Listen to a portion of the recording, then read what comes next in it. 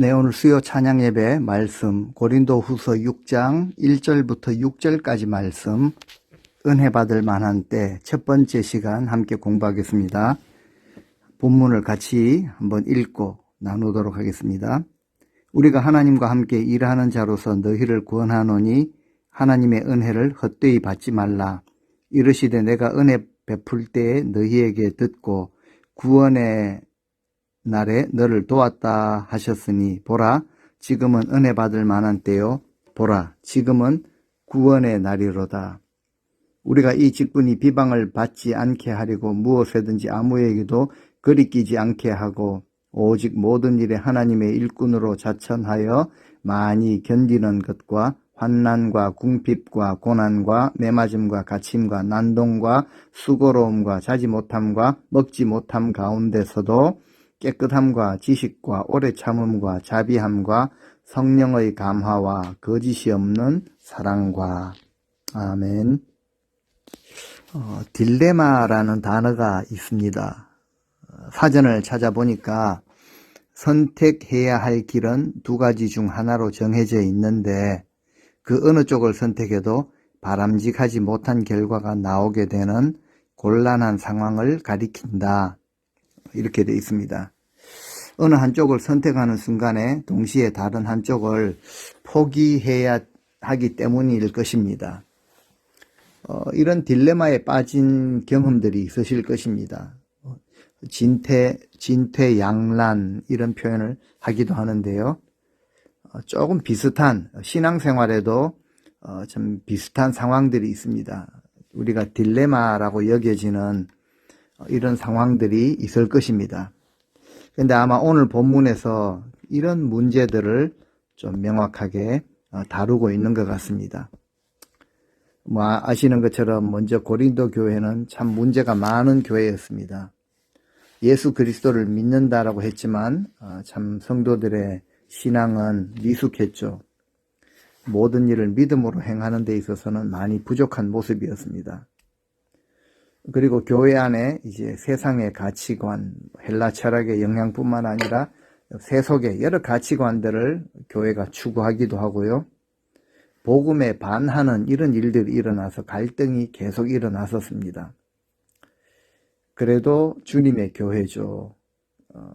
그럼에도 불구하고 주님께서는 사도 바울을 통해 연약했던 이 교회를 계속 말씀으로 경책하시고 권고하시고 가르치고 인도하십니다. 이 마지막 때를 살아가는 우리 성도들에게도 건강한 신앙생활의 모습이 어떤 것인지 정말 주님이 무엇을 원하시는지 고린도서의 말씀을 통해서 자꾸 일깨워 주십니다. 신앙이라는 것은 결국 삶으로 드러나는 것입니다. 그런데 우리가 생각할 때 신앙생활에 딜레마라고 여겨지는 일들이 참 많이 일어나는 것 같습니다. 여러 가지가 있겠지만 어떤 것이 있을까요? 예수님 믿고 복을 받기를 원하죠. 우리 삶에 참 평화로움과 형통함이 있어야 하는데 오히려 신앙생활을 열심히 하는 성도들의 삶에 고난이 찾아옵니다. 뜻하지 않는 오해를 당하기도 하고 시련과 연단이 주어진다라는 것이죠. 그런데 오히려 예수를 믿지 않는 사람들의 삶을 보면은 아무 문제가 없습니다. 형통한 삶을 그렇게 살아가는, 건강하게 살아가는 이런 현실을 보면은 이제 흔히 딜레마에 빠진다라고 할 수도 있겠죠. 과연 내가 믿는 것이 옳은 것인가? 예수님을 모르는 자들에게 예수 믿고 구원을 받으라 라고 이렇게 말하고 싶은데 실제로 예수님을 잘 믿는 자들에게 일어나는 현실을 보면서 차마 예수님 믿고 복 받으십시오 라고 말을 할 수 있겠는가? 아니면 정말 신앙의 모습이라고 할 수 있는 어떤 것입니까? 당신도 예수 믿고 복음과 함께 고난을 받으십시오. 굉장히 신앙의 깊은 경지이죠. 이런 것을 우리가 과감하게 말할 수가 있겠습니까? 고린도 교회 안에 바울을 비판하고 공격했던 사람들 논리 가운데 하나가 아마 이런 것이었습니다. 바울이 정말 하나님의 신실한 일꾼이라면 어떻게 이렇게 가는 곳마다 문제가 있고 고난을 받고 이렇게 대적들이 이렇게 많은가. 진짜 하나님의 종이라면 어디 가든지 자신 있게 인정도 받고 좀 이렇게 사도로서 누릴 것도 좀 누리고 사람들 이런 것 다 좋아하니까요. 인정도 받고 하나님이 함께하는 이런 능력이 잘 나타나야 되지 않겠는가. 그런데 사도 바울을 보면은 걸핏하면은 감옥에 갇히고 매를 맞고 여기저기 쫓겨다니고, 그래서 바울에게 진짜 하나님의 은혜가 떠난 것이 아니겠는가, 이렇게 바울을 오해하고 공격을 해왔죠. 바울은 오늘 본문을 통해서 우리 신앙생활에 이제 딜레마, 이런 것들에 대해서 좀 설명을 해주는 것 같습니다. 1절 말씀부터 보겠습니다. 우리가 하나님과 함께 일하는 자로서 너희를 구원하노니 하나님의 은혜를 헛되이 받지 말라. 우리가 하나님과 함께 일하는 그 동력자로서 성도들에게 진심으로 권고를 하고 있죠. 여러분은 하나님의 은혜를 헛되이 받지 마십시오 라고 이렇게 말하는 것을 보니까 하나님의 은혜를 헛되이 받는 일들이 많았다라는 사실이죠. 바울은 앞장에서 자신이 받은 직분, 화목해 하는 직분이다 라고 이야기했습니다. 화목, 화평, 그리스도의 평화, 하나님이 우리에게 주신 귀한 은혜이죠. 주님이 우리에게 주시기를 원하시고 또 주시는 은혜입니다. 너희에게 평안이 있을지어다 라고 하시죠. 바울은 이 귀한 은혜를 이제 하나님과 함께 일하는 자, 하나님의 동력자의 자격으로 우리 성도들에게 권면하고 있습니다. 성도들은 예수 믿고 구원받고 죽어서 천국 가는 이런 자들, 이런 존재에 그쳐서는 안 됩니다. 정말 구원받은 하나님의 백성들은 하나님의 나라를 위해 하나님과 함께 일하는 그런 동력자가 되어야 한다는 거죠. 그래서 우리 교회도 섬기는 일하는 사역을 예랑이라고 그렇게 부르고 있습니다. 예수님이랑 하나님과 같이 하는 일이라는 거죠. 내 실력 자랑하는 것이 아니라 예수님을 자랑하는, 정말 예수님을 사랑하는 마음으로 예수 그리스도를 자랑하는 그런 동력 사역이 되어야 합니다. 사실 우리는 감히 하나님의 동력자가 될 만한 그런 존재는 아니죠. 그런데 하나님은 그 하나님의 그 거룩한 일에 우리를 기꺼이 동참시켜 주시기를 하나님이 원하시죠. 그런데 문제는 교회 안에 잘못된 가르침으로 인해 그리스도의 그 보혈, 그리고 하나님의 그 독생자를 보내주신 사랑이 성도들에게 헛된 은혜, 헛되이 받는 싸구려 은혜로 전락해버렸던 것이죠. 우리는 정말 귀한 은혜를 받은 자들입니다. 1만 달란트 탕감의 은혜를 받은 자들이죠. 여기에 그쳐서는 안 되고 정말 주의 일을 감당하려는 이런 자세가 우리에게 있어야 하는 것입니다. 그래서 고린도 교회 성도들을 너무나 아꼈던 바울이 성도들이 그냥 이런 평안한 아무 문제 없는 은혜에 헛된 은혜라고 이렇게 표현하면서 거기에 빠져 있지 않도록 그들을 일깨우고 있죠. 2절에 그렇게 말씀하십니다. 보라, 지금이 구원의 날이라 라고 하십니다. 2절, 이르시되 내가 은혜 베풀 때에 너에게 듣고 구원의 날에 너를 도왔다 하셨으니 보라, 지금은 은혜 받을 만한 때요. 보라, 지금은 구원의 날이로다. 바울의 진심 어린 권고이지만 사실은 엄청난 선포입니다. 그냥 문제없고 딜레마라고 생각되어지지 않는 그냥 평안한 이런 헛된 은혜에 빠져 있을 것이 아니라 지금이 진짜 은혜를 받을 때라는 거죠. 여기서 은혜 받을 만한 때라는 것은 뭐 인간이 정한 때가 아닙니다. 바울이 지금 너희들 은혜 받아라. 자신이 은혜를 좀 주는 것처럼 그런 때가 아닙니다. 하나님이 정하신 때이죠. 그래서 구원의 날이라고 표현을 합니다. 이 구절은 이사야서 49장 8절의 표현을 이제 빌려왔습니다. 이렇게 말하고 있습니다. 이사야서 49장 8절 여호와께서 이같이 이르시되 은혜의 때에 내가 네게 응답하였고 구원의 날에 내가 너를 도왔도다 라는 말씀을 인용했죠. 이사야서 말씀은 이제 장차 하나님이 예정하신 그 구원의 때, 즉 이스라엘 백성들로 하여금 돌아오게 하는 그때, 하나님이 정하신 은혜의 그때가 이르면 하나님의 백성들이 다시 본토로 돌아오게 되고 언약 백성으로 세워주시겠다라는 예언의 말씀이었습니다. 이사야가 선포했을 때는 아직 실현은 되지 않았던 때였죠. 그런데 지금 바울은 이 말씀이 성취된 것을 말하고 있습니다. 장차 하나님이 응답하시고 하나님이 구원하시는 은혜의 때 구원의 날이 올 것인데 언제입니까? 지금이라는 것이죠.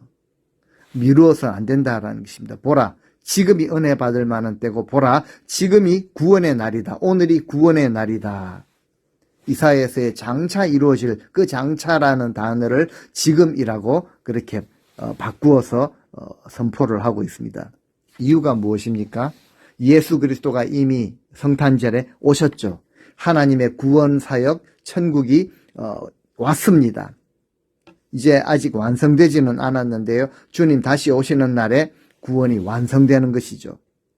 예수님이 미리 오심으로 하나님의 구원을 시작하셨기 때문에 지금이 은혜 받을 만한 때라라고 하시죠. 바울의 대적자들은 말하기를 바울에게 찾아온 고난을 한번 봐라. 그러고도 이 사람이 네가 하나님의 은혜를 입었다라고 말할 수 있겠느냐. 사람들이 생각하는 은혜하고는 완전히 다르죠. 사람들이 심지어 성도들도 은혜라고 하면은요 잘 되고 뭐 문제가 없고 집을 샀는데 값이 배로 오르면은 그걸 가지고 은혜라고. 물론 그럴 수도 있지만요 그것을 이야기하는 것이 아닙니다. 바울은요 자신의 그 믿음이 공격을 받고 정말 이 여러 가지 비방들이 쏟아질 때 더 큰 확신을 가지고 선포하고 있죠. 보라, 지금이 은혜 받을 만한 때고 바로 지금이 오늘이 구원의 날이로다 라고 선포를 합니다. 하나님의 은혜 받을 때는 그리고 구원의 날은 더 이상 장차 언젠가 앞으로 될 일이 아니라는 거죠. 바로 오늘이요 바로 지금이라는 것입니다. 그래서 오해를 하시면은 안 되는 부분이 여기 있습니다. 우리 믿음이 지금은 고통스럽고 괴로울 수 있습니다. 참아야 하고 과정을 겪어야 하고 인내하다가 보면 장차 나중에 하나님의 구원이 임하게 될 것이라 라고 하는 것이 아니라 바로 오늘이 구원의 날이고 바로 지금이 은혜의 날이라 라고 선포를 하고 있습니다. 그러니까 하나님이 베푸시는 은혜가 하나님의 구원의 날이 지금 이 순간 우리 앞에 펼쳐져 있다라는 거죠. 그런데 어떻습니까? 참 딜레마죠. 지금 우리 삶에 안타까움과 아픔과 고난, 슬픔이 있습니다. 하지만 여전히 지금이 은혜 받을 만한 때이고 지금이 바로 구원의 날이 되는 것입니다. 우리는 흔히 하나님의 은혜가 얼마나 귀한지 좀 깨닫지 못하고 그 가치를 잘 모르고요. 나중에 기회가 되면 또 느긋하게 받으려고 하는 경향이 사실 우리에게 있죠. 그런데 성경은 이야기합니다. 바로 지금이 은혜 받을 만한 때이고 바로 오늘이 구원의 날이다. 지금이 은혜 받을 만한 때이니까요. 간절함으로 애통함으로 하나님께 날마다 가까이 나아가는 것이죠. 그래서 하나님이 주시는 위로, 은혜, 충만하게 공급받으며 살아가는 이 삶이 진정으로 복 있는 자의 삶이 되는 것입니다. 3절 말씀에 바로 이렇게 또 표현하고 있죠. 우리는 어떤 일이나 누구에게나 걸림돌이 되지 아니하려고 애쓰고 있다라고 고백합니다. 왜 그런가요? 우리가 섬기는 이 일, 바울은 이방인의 사도로 귀한 직분을 받았습니다. 이것이 사람들에게 비난을 받거나 불신을 당하는 일이 없도록 하기 위함이다. 대사도였지만요, 어느 누구에게도 걸림돌이 되지 아니하려고 굉장히 노력하고 있다는 거죠. 바울은 어렵고 힘든 상황 속에서도 진실로 자신의 인격이나 자신의 언행, 그 행동으로 인해 그 귀한 주님이 주신 직분이 비방을 받지 않게 하기 위해서 최선을 다했다라고 밝힙니다. 무엇에든지 아무에게도 거리끼지 아니하도록 그렇게 애쓰며 행동하고 있다는 거죠. 거리낀다라는 것은 걸려 넘어진다라는 것을 의미하죠. 그 어느 누구라도 자신 때문에 실족하지 않게 하려고 엄청 노력을 했다는 거죠. 혼신의 힘을 쏟았다라는 의미입니다.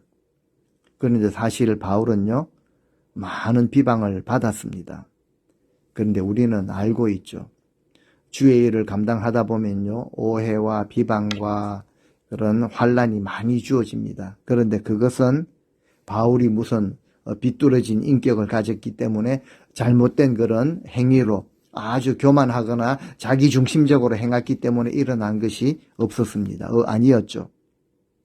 정말 진리를 외치다가, 복음을 외치다가 거슬리게 하는 적당하게 세속적으로 타협을 하고 좋은 게 좋고 그렇게 인기도 좀 누리고 싶어 했던 그런 거짓 교사들, 적당하게 세속의 것을 감미해가지고 조미료를 듬뿍 쳐서 아주 달콤하게 전했던 양의 탈을 쓰고 천사의 말을 하면서 다가왔던 이런 자들로부터 비방을 많이 받았습니다. 화목하게 하는 직분은 바울에게 뿐만이 아니라 사실 우리 모든 성도들이 받은 직분입니다. 세상이 누구를 통해서 하나님과 화목하겠습니까? 바로 우리 그리스도인들, 우리 성도들을 통해서 하나님과 화목되는 그 길을 그들이 발견할 수 있는 것이죠. 그렇기 때문에 우리는 우리로 인해서 이 복음이 비난을 받게 해서는 안 됩니다. 바울은 사도로서 교회를 섬길 때 성도들이 복음을 받아들이고 정말 그리스도의 사람으로 성숙할 수 있도록 거기에 걸림돌이 되지 않기 위해서 절제하며 인내하며 애쓰는 삶을 살았습니다. 그리고 실제로 많은 사람들이 이 바울이 전하는 복음을 듣고 그리고 복음대로 살아가는 바울을 보면서 예수 그리스도를 믿었죠. 또 교회를 위해서 헌신하는 그 모습, 그 삶의 모습, 주님의 몸이 되는 교회 공동체를 어떻게 섬겨야 하는지를 성도들이 배우게 되는 것이죠. 이것은요, 좋은 설교를 들었다라고 해서 가능한 일이 절대 아닙니다. 사도의 직분에 합당한 삶을 살았던 바울의 그 애쓴 흔적과 노력이 있었기 때문에 가능한 것이죠. 오늘 이 말씀을 들으시는 우리 성도님들 역시 정말 복음에 합당한 삶을 살아내시는 자들이 되어야 합니다. 이 삶에 고난이 참 많습니다. 그래서 4절부터 보면 바울이 겪은 고난에 대해서 설명하고 있죠. 4절 말씀 쉬운 성경으로 이렇게 되어 있습니다. 우리는 스스로를 하나님의 종으로 추천합니다. 모든 면에서 하나님의 일꾼답게 처신하면서 해야 할 일을 다 하고 있습니다. 그래서 우리는 곤란과 역경과 환난이 와도 굳세게 견디어내고 있습니다. 바울이 지금 이렇게 고백을 하는 것입니다. 바울은 앞서 참 스스로를 그렇게 추천할 만한 추천서를 가지고 떠들거나 드러내거나 자랑할 뜻이 전혀 없다라고 밝혔죠. 그런데 지금 오늘 본문 4절에서 모든 일에 하나님의 일꾼으로 나는 스스로 정말 추천을 한다. 이것은 모순되는 말이 절대 아닙니다. 바울은요, 스스로 자기 실력이나 어느 정도 존재감을 나타내기 위해 자기 허풍을, 자랑을 늘어놓는 사람이 아니었죠. 하지만 하나님을 위해서 늘 자신이 나는 일하겠노라 라고 스스로 추천하고 나섰습니다. 교만이 아니죠. 오히려 겸손한 자세입니다. 하나님께로부터 사도로 부르심을 받았기 때문에 나는 사도로 하나님의 종으로 부르심을 받았습니다. 하나님의 일꾼답게 나는 해야 할 일을 열심으로 성실하게 충성으로 감당할 뿐입니다. 그냥 이 고백이죠. 하나님께 받은 직분이니까 받았습니다. 그리고 정말 귀한 은혜를 내게 주신 분이니까 나는 열심히 하나님의 일꾼으로 사명 감당합니다. 겸손한 그런 자세이죠. 자기 자신을 위해서 드러내고 이런 존재감을 알리고 자천하는 자들은 절대 고통을 감수하지 않습니다. 은혜 받았다고 말하지만 헛되이 받은 것이죠. 그런데 하나님을 위해 주님의 영광을 위해 일하는 자들은 스스로 나서서 많은 것을 견디고 참고 이겨냅니다. 은혜를 제대로 받은 자의 모습이죠. 이 모습에 고난이 많다. 이어지는 5절에 보면요. 또 매를 맞았습니다. 감옥에도 갇히고 폭도들을 만났죠. 그래서 고초를 겪었습니다. 심한 노동을 했고요. 잠을 자지 못했다. 굶주림을 겪었다라고 고백하죠.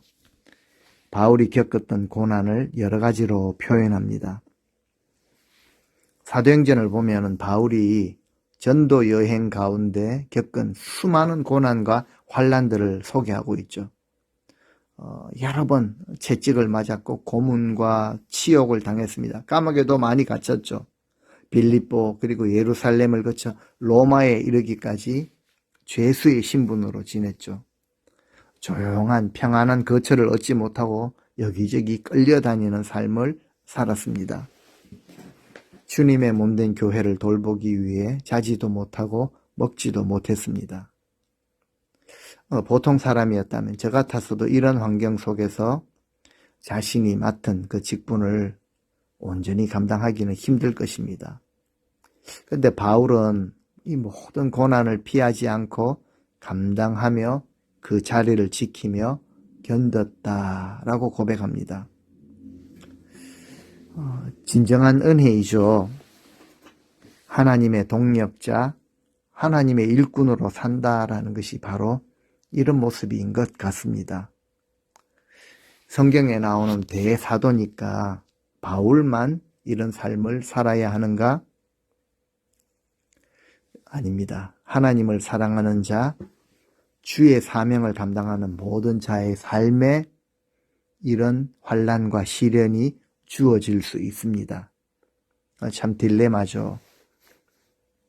우리는 하나님의 은혜를 그냥 헛되이 싸구려로 받지 않기 위해 오늘 내가 무엇을 바라보고 무엇을 감수해야 하고 무엇을 견디고 무엇을 어떻게 이겨내고 있는가 라는 것을 살펴보셔야 합니다.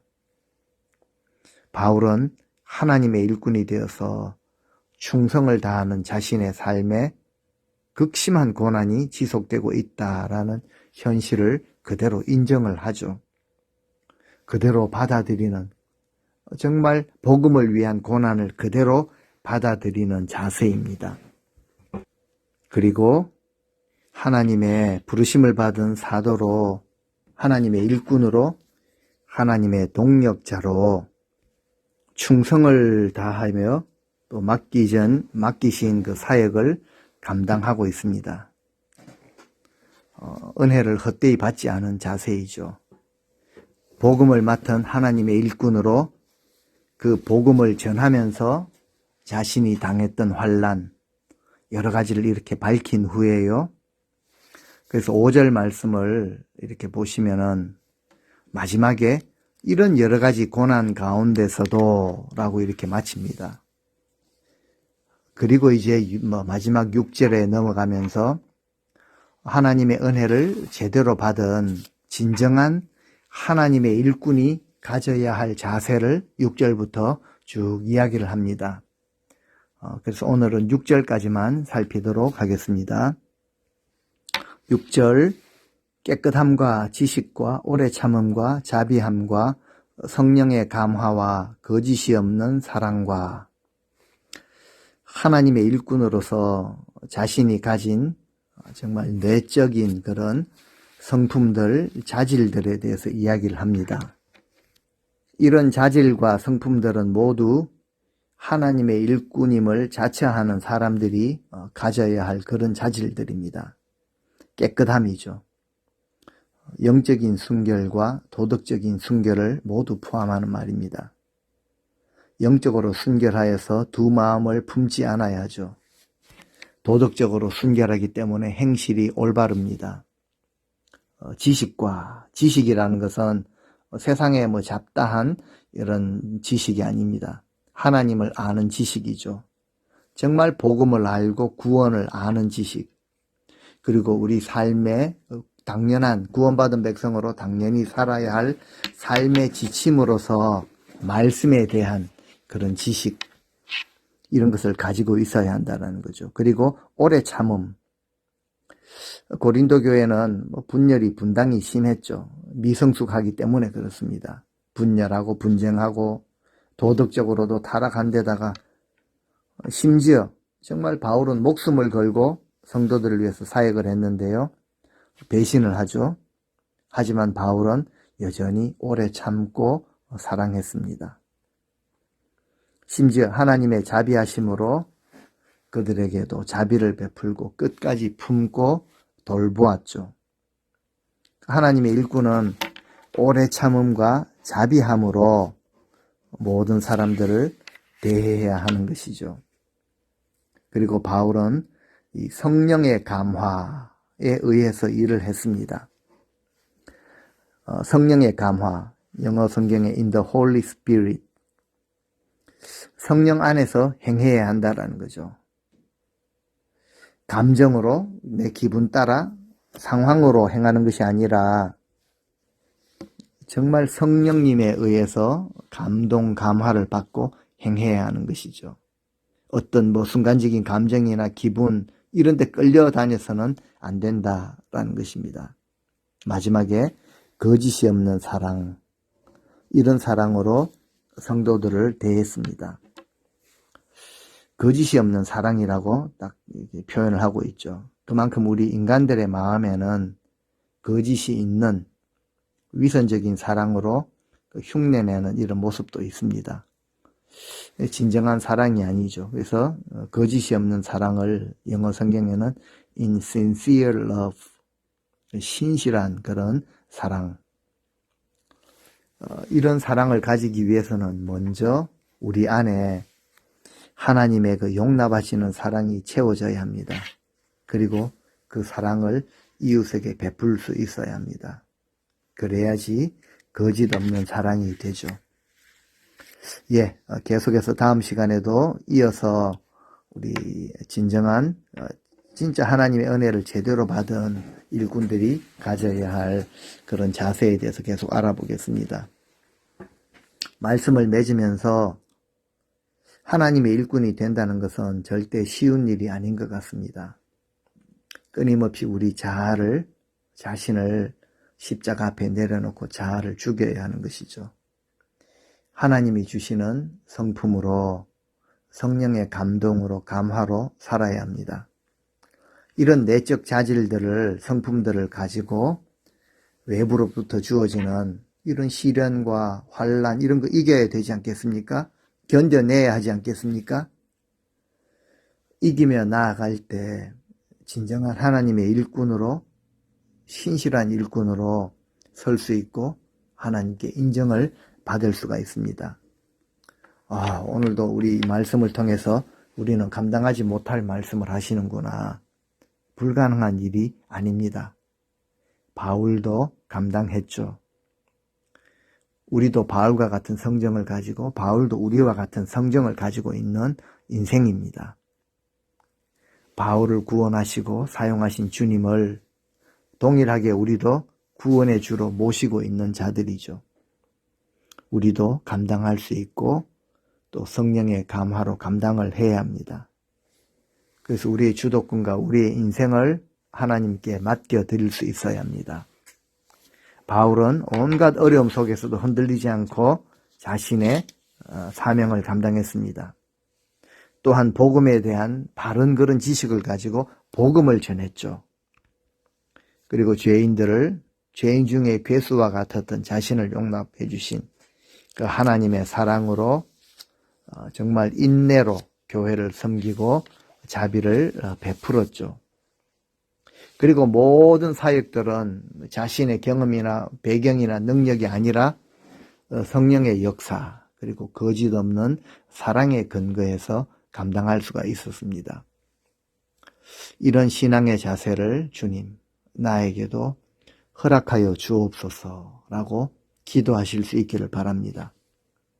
주님, 바울이 그랬던 것처럼 우리도 주님의 사랑으로 우리 교회와 성도들 그리고 이웃을 품게 하여 주옵소서. 가정과 교회 안에서 연약하고 성숙하지 못했다라고 판단하며 외면하거나 무시하는 것이 아니라 정말 진실한 신실한 사랑으로 우리 서로를 대하게 하여 주옵소서. 지금 내가 혹시 어떤 형편에 있든지 어떤 딜레마에 빠져 있든지 믿음에서 흔들리지 않게 하옵소서. 지금도 하나님은 우리에게 진정한 은혜, 풍성한 은혜를 베풀고 계십니다. 지금이 바로 은혜 받을 만한 때입니다. 우리 하나님 앞에 마음을 들이시며 하나님의 은혜를 구하시며 살아가는 우리 모든 성도님들 다 되시기를 주님의 이름으로 축원드립니다. 아멘.